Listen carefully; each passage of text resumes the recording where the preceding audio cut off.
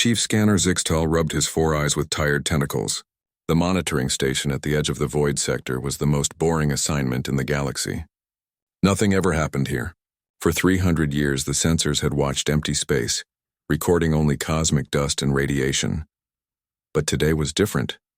The readings on his screen made no sense. Something massive was moving through hyperspace, heading toward the inner systems. The energy signature was unlike anything in the galactic databases. It was not Kraxi military tech, not Zentari experimental drives, and definitely not Veltar diplomatic vessels. Zixtal checked his instruments twice, then 3 times. The readings remained the same. Whatever was coming was traveling at speeds that should have torn any known vessel apart. The gravitational wake alone suggested something the size of a small moon. He reached for the communication panel with one tentacle, while his other 3 continued working the controls.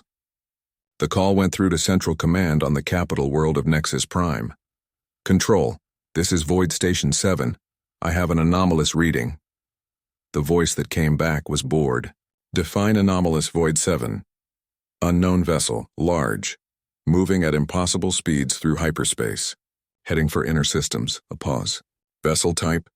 Unknown. Not in any database. The energy signature is strange." Another pause, longer this time. "Send the data. We will analyze." Zixtal transmitted everything. The readings, the projected course, the energy patterns that made his equipment shake. Then he waited. Meanwhile, across the galaxy, life continued as it had for centuries. The 3 great powers maintained their careful balance. The Kraxi Empire flexed its military might along the border worlds, their red-scaled warriors practicing ancient battle rituals. The Zenthari Collective worked in their crystal cities, their blue-skinned scientists pushing the boundaries of known technology. The Veltar Federation held diplomatic meetings in their floating cities, their pale representatives speaking of peace and trade. War existed, but it followed rules. Plasma weapons against energy shields, ship-to-ship combat at respectful distances, boarding actions with ceremonial weapons. It was civilized warfare if such a thing could exist. The Galactic Council governed from Nexus Prime, a massive space station built around an artificial star.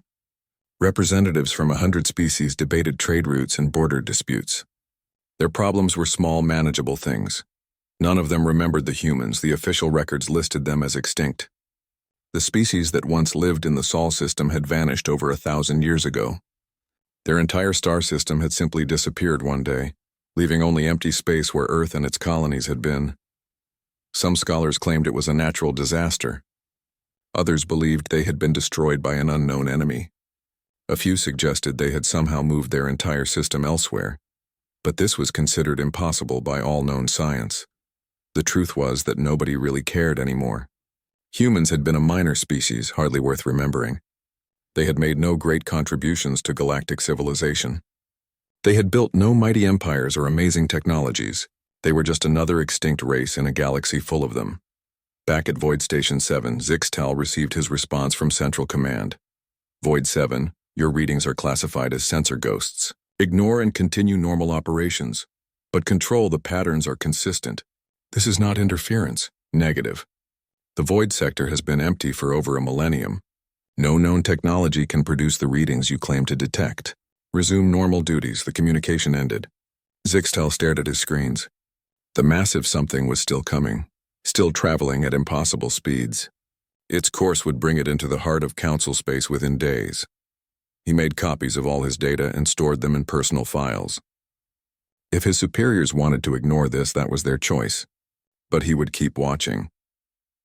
On Nexus Prime, the duty officer who had spoken to Zixtal filed a routine report about equipment malfunction at an outer station. The report was automatically processed and filed away. Nobody bothered to read it. The Kraxi were busy planning their next conquest. The border world of Kepler 7 had been making trouble, refusing to pay tribute. A show of force was needed. Admiral Thekvar was assembling a battle fleet, 30 of their finest warships. It would be a simple operation, over in days. The Zenthari were focused on their latest research project.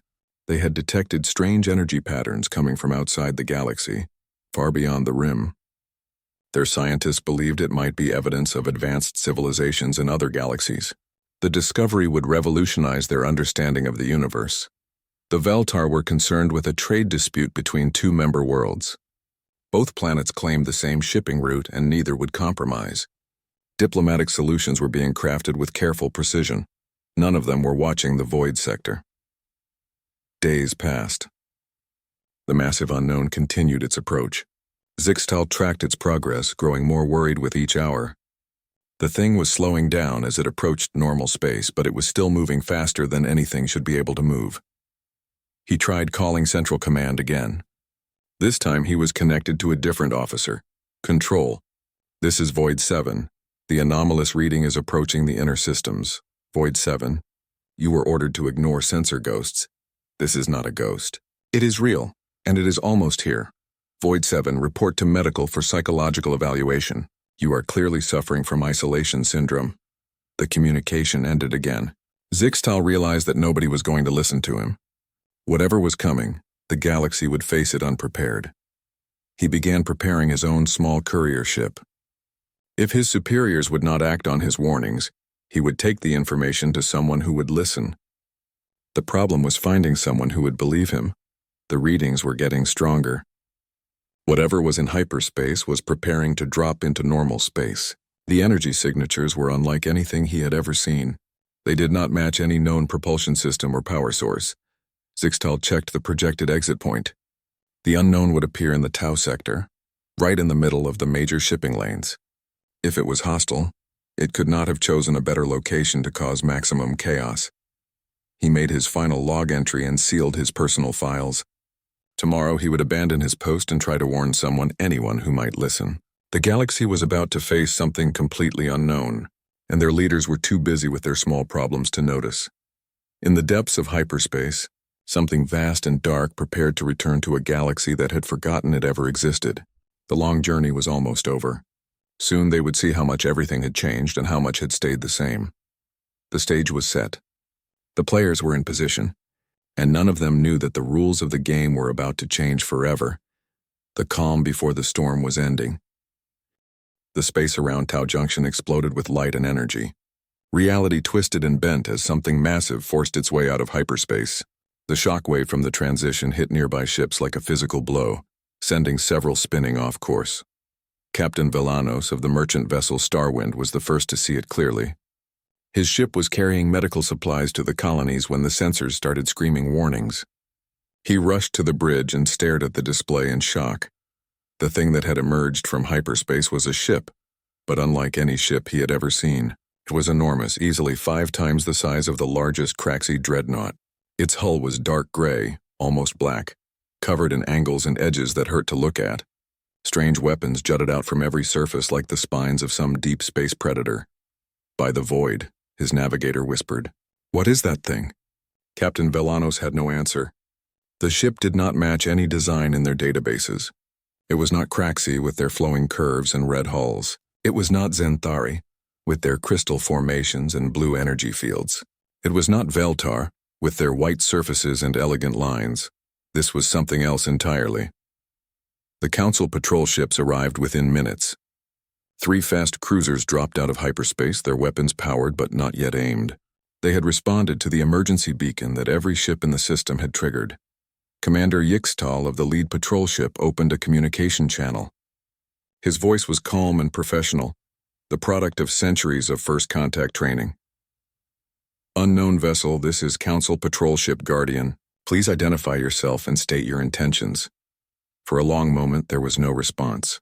The massive dark ship continued on its course, moving steadily toward the inner systems. Its speed was impossible for something so large, yet it moved with the grace of a much smaller vessel. Then the reply came. "Council patrol ship Guardian. This is Captain Sarah Chen of the United Earth Navy vessel UES Retribution. We have come home." The words hit the galaxy like a thunderbolt. Every species knew the name Earth, even if they had forgotten the humans who lived there. It was listed in every historical database as the homeworld of an extinct race. The system had vanished over 1,000 years ago. Commander Yixtal struggled to find words. "Captain Chen, please clarify. The species known as humans was declared extinct over a millennium ago.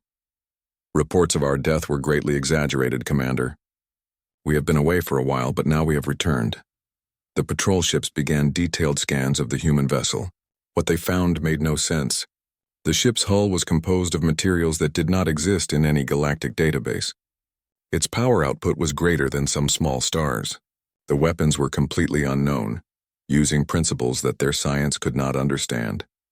Captain Chen, please proceed to Quarantine Station Alpha for processing and debriefing. Negative, Commander. We appreciate the offer, but we decline. Commander Yixtal blinked all four of his eyes. Nobody declined a council order. Captain, this is not a request. All unknown vessels must be processed according to council regulations. Commander, we are not unknown. We are human. This is our galaxy as much as yours. We will proceed to Nexus Prime at our own discretion. The human ship began to accelerate. The patrol ships tried to match its speed but quickly fell behind. Whatever propulsion system the humans were using, it was far beyond anything the Council possessed. Captain Chen, if you do not comply with Council regulations, we will be forced to escort you. The response was immediate and chilling. Commander, I strongly advise against that course of action. But Commander Yixtal was a by-the-book officer. He had his orders and his duty. All ships form escort formation. If the human vessel resists, we are authorized to use minimal force. The 3 patrol ships moved to surround the human vessel, their weapons powered up, energy cannons charging to low power settings. It was a standard intimidation tactic that had worked on countless smugglers and pirates. What happened next changed everything. The human ship stopped. Not gradually, like normal ships would. It simply stopped moving, as if momentum and inertia were suggestions rather than laws of physics. The patrol ships shot past it, their formations broken by their inability to match the maneuver. Warning shots, Commander Yixtal ordered. The patrol ships fired.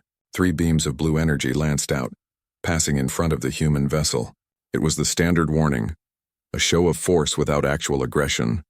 The human response was measured and terrifying. A section of the human ship's hull opened up. Something emerged that looked like a simple metal rod no bigger than a torpedo. But when it fired, it was not energy that came out. It was matter, solid matter, accelerated to incredible speed. The projectile hit Patrol Ship 3 in the engine section. The ship's shields did not even register the impact. Energy shields were designed to stop energy weapons, not solid objects. The projectile went through the ship's hull like it was made of paper. Patrol Ship 3 exploded. Commander Yixtal stared in horror as his wingman disappeared in a ball of fire and debris. In 30 years of service, he had never seen a ship destroyed so quickly and completely. What did you do?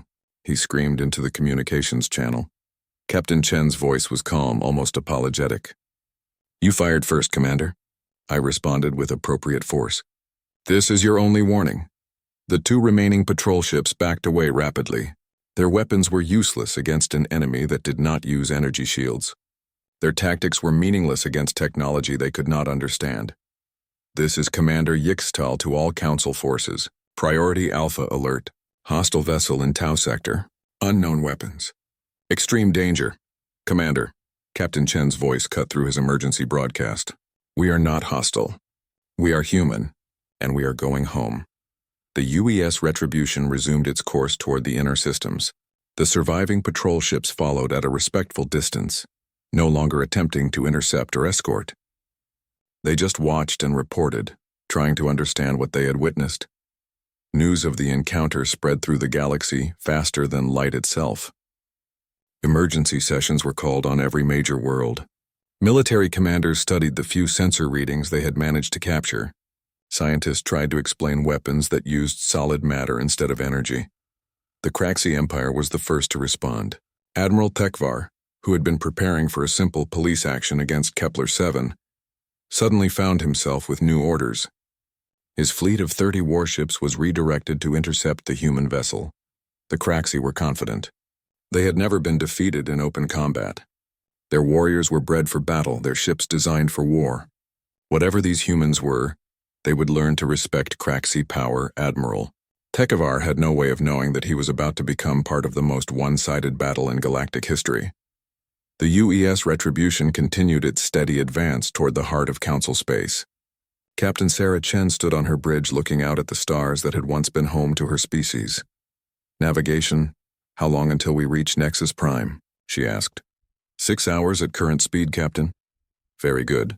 Communications, prepare a message for the Galactic Council. Tell them that humanity requests an audience. Yes, Captain. Should we mention our escort?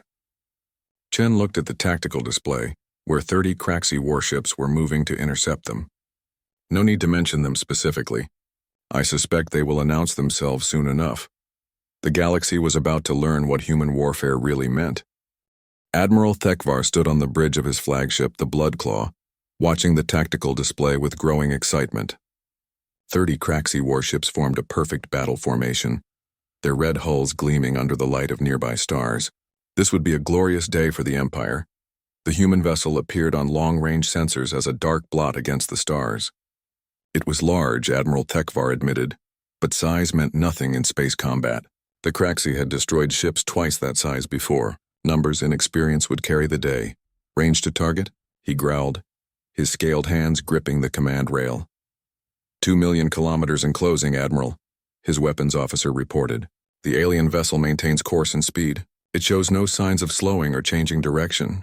Typical alien arrogance, Thekvar snarled. They think their size makes them invincible. Today we will teach them the meaning of Craxi supremacy. His communications officer looked up from her station. Admiral, we are receiving a transmission from the human vessel. Put it through. The main screen flickered to life, showing the bridge of the human ship. Admiral Thekvar had expected to see something alien and strange, but the figure who appeared looked surprisingly ordinary. The human called Captain Chen was smaller than a Craxi warrior, with pale skin and dark hair. She wore a simple gray uniform with no ceremonial decorations.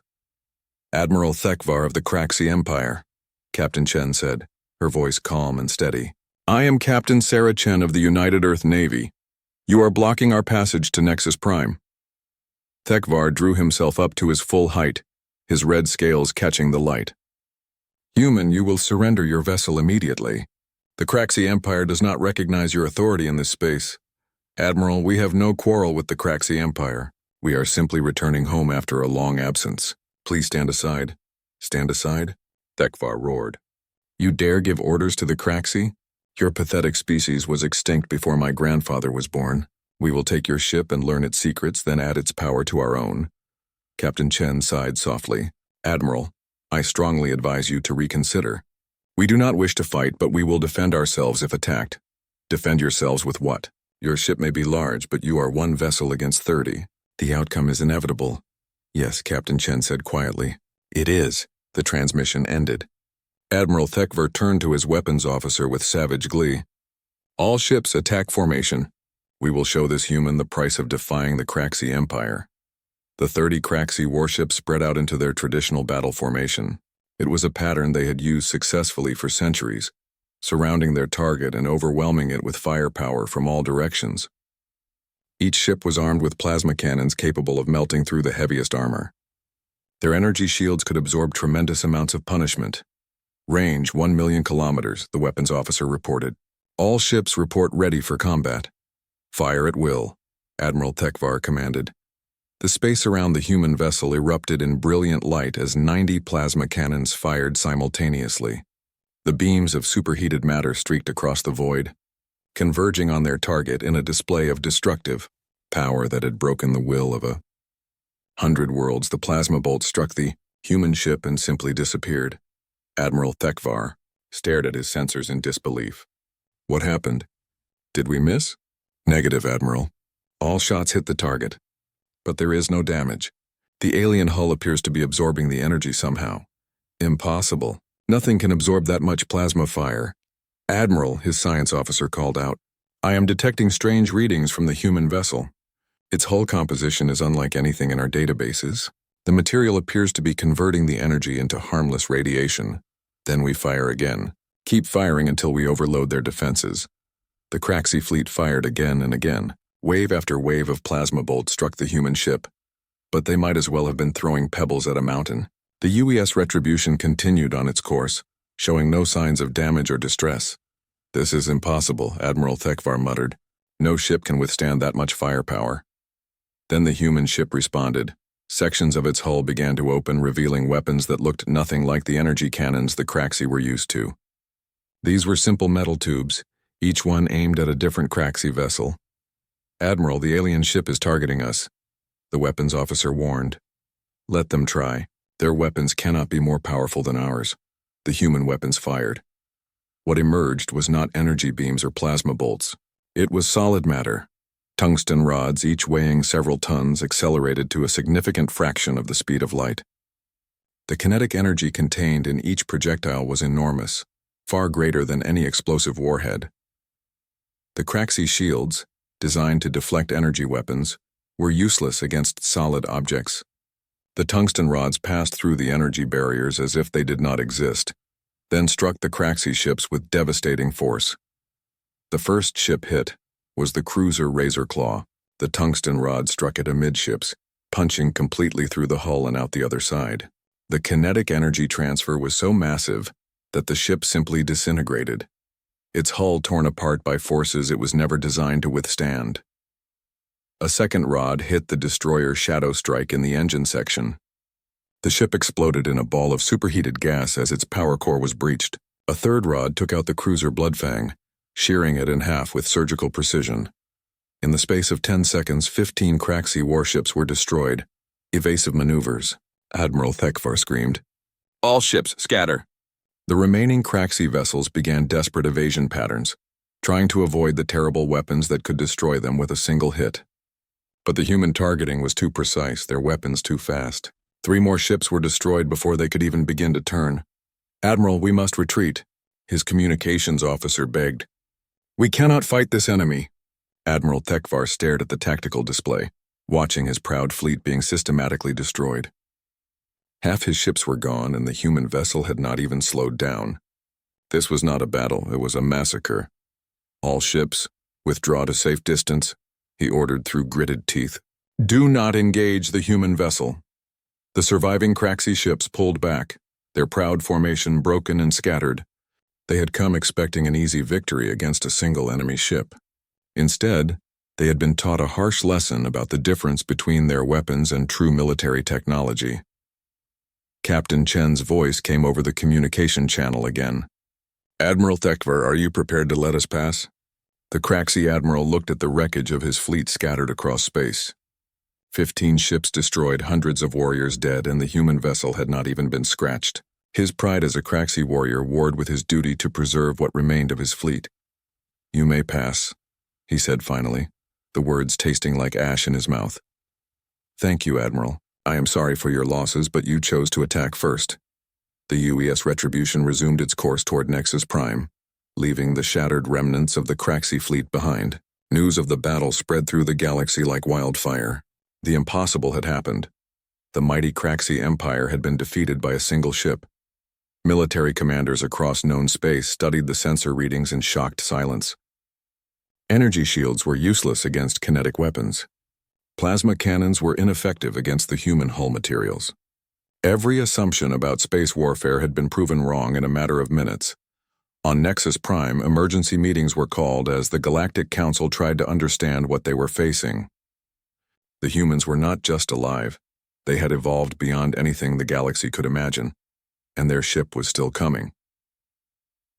Admiral Thekvar transmitted his report to Kraxi High Command, his shame burning like acid in his throat. The Empire's reputation for invincibility had been shattered by creatures they had thought extinct. But Captain Chen had spoken the truth about one thing. The Kraxi had fired first. The humans had only defended themselves. The question now was whether the galaxy was wise enough to learn from the Kraxi's mistake. The UES Retribution continued its steady approach to the heart of galactic civilization, its weapons powered down but ready. Captain Chen stood on her bridge looking out at the stars her people had once called home. The galaxy was about to receive a very rude awakening. The great chamber of the Galactic Council had never seen such chaos. Representatives from over 100 species filled the circular hall, their voices raised in fear, anger, and confusion. The massive holographic display at the center showed the same image over and over, the destruction of the Kraxi fleet by a single human ship. Chancellor Mordak, the elderly Veltar who led the council, called for order with increasing desperation. His pale skin had turned even whiter with stress, and his usually calm demeanor was cracking under the pressure. "Order! Order in the chamber!" he shouted, but his voice was lost in the din. The Craxi representative, war speaker Grixtal, stood on his platform with his red scales darkened in shame. His people had never been defeated so completely. The other species looked at him with a mixture of pity and fear. If the mighty Craxi could be crushed so easily, what hope did any of them have?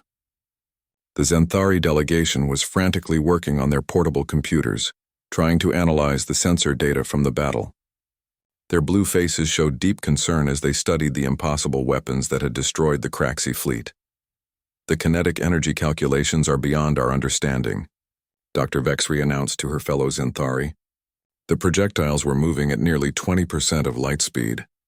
The power requirements alone should have been impossible. Across the chamber, the Veltar diplomats were attempting damage control. Ambassador Yilton stood at his podium, his melodious voice trying to calm the growing panic. Fellow delegates, we must not allow fear to guide our decisions. Yes, the humans have returned with advanced technology, but they have shown restraint. They only defended themselves when attacked. War speaker Grixtal's roar cut through the diplomatic words. Restraint? They destroyed 15 of our finest warships. They humiliated the Craxi Empire. After you attacked them first, Ambassador Yilton replied coolly. The records are clear. Admiral Thekvar opened fire without provocation. The argument that followed threatened to tear the council apart. Some species demanded immediate military action against the human threat. Others called for diplomatic contact. A few suggested fleeing to the Outer Rim until the situation resolved itself. Chancellor Mordak finally managed to restore some order by threatening to adjourn the session. Enough. We will conduct this discussion in a civilized manner, or we will conduct no discussion at all. The chamber fell into an uneasy quiet. All eyes turned to the main display, where the human ship continued its steady approach to Nexus Prime. Long-range sensors showed that it would arrive within hours. The first question, Chancellor Mordak said, is whether we should even allow this vessel to dock. The security risks are enormous. We cannot stop them, Admiral Kesevar of the Council Defense Force admitted. Our weapons are as useless as the Craxi plasma cannons. If they want to dock, they will dock. Then we must try diplomacy, Ambassador Yilton suggested. Perhaps we can understand their intentions through peaceful contact. Or they could be planning to destroy Nexus Prime itself, War Speaker Grixtal growled. One ship destroyed half a Craxi fleet. What could it do to a space station? The debate continued for hours, achieving nothing but increased fear and confusion. Finally, Chancellor Mordak called for a recess when his aide informed him that they had received a direct communication from the human vessel. Put it through to the main display, he ordered. Captain Sarah. Chen appeared on the massive screen, her image towering over the assembled delegates. She looked tired but determined, her gray uniform simple compared to the elaborate robes and decorations worn by the council members. Honorable delegates of the Galactic Council, she began, her voice carrying clearly through the chamber. I am Captain Sarah Chen of the United Earth Navy. I request permission to address this assembly and explain why humanity has returned to the galaxy. Chancellor Mordak looked around the chamber, gauging the mood of the delegates. Fear was the dominant emotion, but curiosity was growing as well. Finally, he made his decision. Captain Chen, the Galactic Council grants your request. You may dock at Bay 7. You will be permitted to bring a small security detail, but your weapons must remain powered down. Understood, Chancellor. I accept your terms. 3 hours later, Captain Chen walked into the great chamber flanked by 2 human Marines. The assembled delegates stared in fascination at the first living humans they had ever seen. They appeared remarkably ordinary for beings who commanded such terrible power. Captain Chen took her place at the speaker's podium with calm confidence. She looked around the chamber, her gaze meeting the eyes of representatives from dozens of species. Honorable delegates, she began. I know you have many questions about humanity's return. I will try to answer them as honestly as I can. Chancellor Mordak leaned forward. Captain Chen, our records show that the human species was declared extinct over 1,000 years ago. Where have you been? We were never extinct, Chancellor.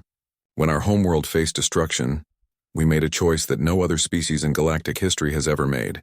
We left. Left for where? Dr. Vexry called out. Our sensors detected no human colonies in any known system. We did not go to another system, Doctor. We went to the void between galaxies. The chamber erupted in shocked murmurs. Intergalactic travel was considered impossible by all known science. The distances were too vast, the energy requirements too enormous. That is impossible, Dr. Vexry protested. No ship can survive in the intergalactic void. The radiation alone would be lethal. You are correct that no ship in your databases could survive such a journey, but you are thinking too small. We did not send ships into the void. We sent our entire civilization.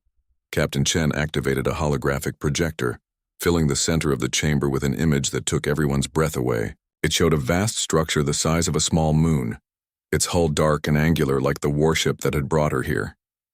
This is New Terra, one of our mobile worlds. We built dozens of them before we left the galaxy. Each one carries millions of our people and everything we need to survive in the deep void. Ambassador Yilten found his voice first. But why? Why leave the galaxy entirely? Captain Chen's expression grew grave. Because we detected something coming. Something that threatened not just humanity, but all life in the galaxy. We tried to warn the other species, but you were too busy with your own conflicts to listen. What kind of something? Chancellor Mordak asked, though he was not sure he wanted to know the answer. We call them the Devourers. They consume entire star systems, converting matter into energy to fuel their growth. They had already destroyed 3 galaxies before we detected their approach. The chamber fell into stunned silence. The idea of galaxy-destroying entities was beyond most species' comprehension. War Speaker Grixtal was the first to recover. If such creatures existed, why did they not arrive? It has been 1,000 years since you left. Because we led them away, Captain Chen replied. We made ourselves a target, drawing them into the void between galaxies where we could fight them without endangering innocent life. You fought them? How? Captain Chen gestured to the image of her ship on the display. We spent 1,000 years in the darkness, evolving not just our technology, but our entire understanding of warfare. We learned to fight enemies that could destroy worlds, in environments where there were no rules and no mercy. Dr. Vexry leaned forward, her scientific curiosity overcoming her fear. Your weapons, the kinetic projectiles, they are designed to fight these devourers? Among other things, when you face enemies that can absorb energy and adapt to any attack, you learn to use simple physics instead of complex technology. A tungsten rod moving at relativistic speed will destroy anything it hits, regardless of how advanced the target's defenses might be. But if you defeated these devourers, why have you returned? Chancellor Mordak asked. Captain Chen's expression grew even more serious. Because we did not defeat them all. We won the war in the void, but at great cost, and now our sensors have detected something that concerns us greatly. She changed the holographic display to show a star map of the local galaxy. Red dots appeared along the outer rim, slowly moving inward. The remaining devourers have found the galaxy. They are coming, and they will arrive within 50 years. We have returned to help you prepare for their arrival. The chamber erupted in panic. Representatives began shouting questions and accusations. Some demanded proof. Others called for immediate evacuation of their worlds. Captain Chen waited for the noise to die down before continuing. The UES Retribution is not alone. Our entire fleet is returning from the void. We have technologies and weapons that can fight the devourers, but we cannot protect the entire galaxy by ourselves. We need your help. What kind of help? Ambassador Yilten managed to ask. We need you to modernize your militaries. Energy weapons and particle shields will be useless against the devourers. You need kinetic weapons, adaptive armor, and ship designs that can survive in hostile environments. And if we refuse? War Speaker Grixtal demanded. Captain Chen looked at him with sad eyes. Then in 50 years this chamber will be empty, and your species will be nothing but energy feeding the devourer's growth. The great chamber fell silent as the weight of her words sank in. The galaxy faced a threat beyond their comprehension, and their only hope for survival came from a species they had thought extinct. Chancellor Mordak finally broke the silence. Captain Chen, assuming we believe your warning, what do you propose we do? First, we establish a joint defense council with representatives from all major species. Second, we begin immediate upgrades to your military technologies. Third, we start building a unified fleet capable of fighting the devourers. And in return? In return, humanity asks only for the right to return to our ancestral home. We have been wandering in the void for 1,000 years. We want to come home. The delegates looked at each other uncertainly. Everything they had believed about the galaxy had been shattered in a single day. But if Captain Chen was telling the truth, They had little choice but to trust these strange guardians who had returned from the darkness. The age of easy warfare was ending. The time of true conflict was about to begin. 6 months had passed since Captain Chen's revelation to the Galactic Council, and the galaxy was transforming in ways no one could have imagined. The deep space monitoring stations that had once watched empty void now detected massive energy signatures approaching from the darkness between galaxies. The human fleet was coming home. Admiral Sarah Chen stood on the command deck of the U.S. Retribution, watching as her sensors tracked the approaching vessels.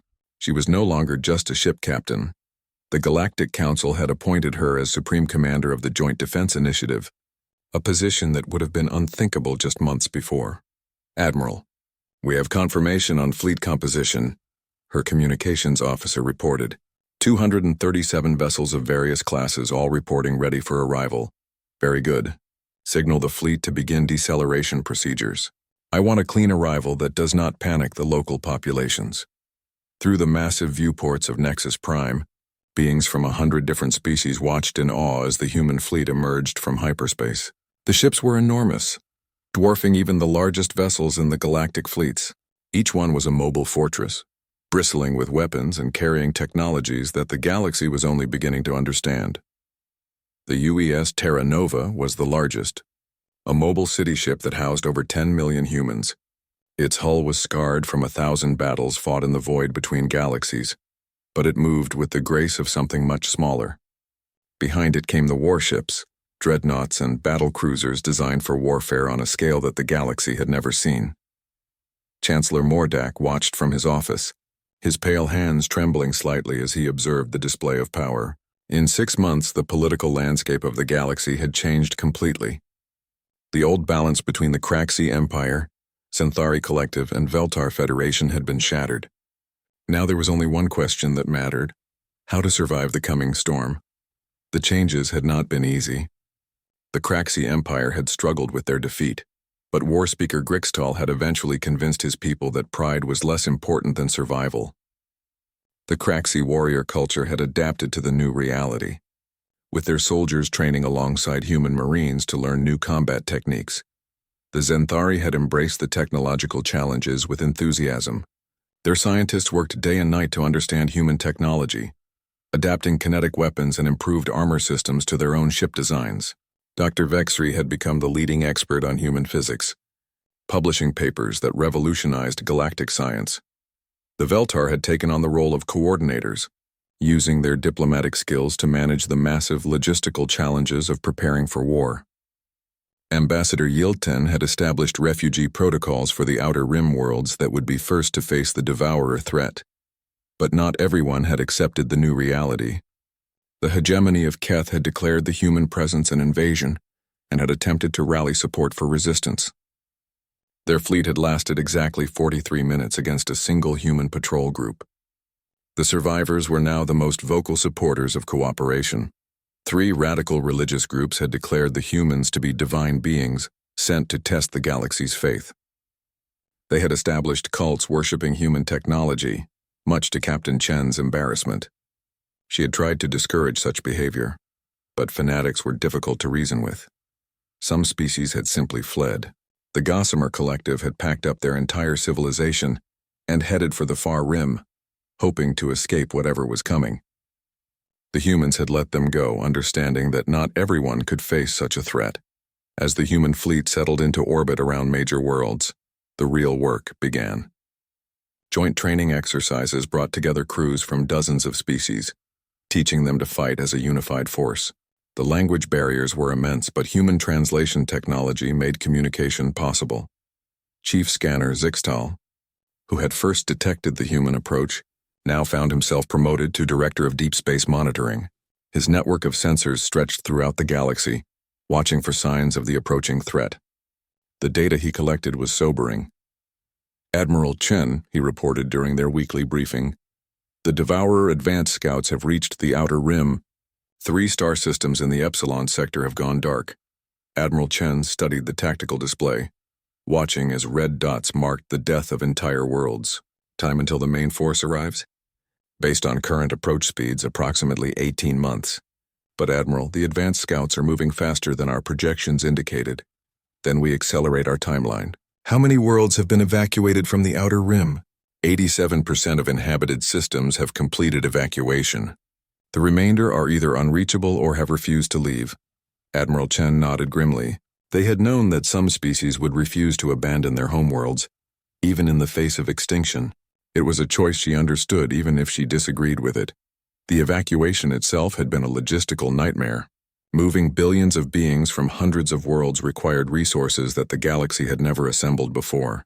Human cargo ships, each the size of small cities, worked alongside converted civilian vessels to transport entire populations to safer regions of the galaxy. The new defensive line was taking shape around the core worlds. Massive space stations armed with human kinetic weapons guarded the major shipping routes. Fleets of hybrid ships combined human firepower with alien crew expertise patrolled the border regions. But the most important changes were happening in the shipyards. The great construction facilities around Nexus Prime worked around the clock, building a new generation of warships designed specifically to fight the Devourers. These vessels combined the best of human and alien technology, human weapons and armor with alien sensors and navigation systems. Admiral Chen walked through one of these shipyards, watching as crews from a dozen species worked together to complete a new battlecruiser. Craxi engineers worked alongside Zenthari scientists while Veltar coordinators managed the complex assembly process. "It is remarkable, is it not?" Ambassador Yilton said, joining her at the observation window. 6 months ago, these species could barely agree on trade routes. Now they are building warships together. "Fear is a powerful motivator," Admiral Chen replied, "but so is hope. They are beginning to believe that we can actually win this war." "Can we?" Admiral Chen considered the question carefully. In the void between galaxies, humanity had fought the Devourers for centuries. They had learned hard lessons about fighting an enemy that could adapt to almost any attack. The battles had been desperate affairs with survival measured in days rather than years. "We can make them pay a terrible price," she said finally. "Whether that will be enough depends on how well the galaxy learns to fight as one." The first test came sooner than expected. A Devourer advance unit, larger than the Scouts but smaller than the main force, entered the Tau sector. It was a perfect opportunity to test the new joint fleet under combat conditions. Admiral Chen commanded the engagement from the bridge of the UES Retribution, with fleet elements from 12 different species under her command. The battle was everything the simulations had predicted and worse. The Devourers were living ships, creatures of metal and flesh that could adapt to new threats within minutes. Energy weapons were absorbed and converted into biomass. Conventional explosives were ineffective against their adaptive armor, but kinetic weapons worked. Tungsten rods fired at relativistic speeds punched through Devourer hulls, causing massive trauma that they could not easily repair.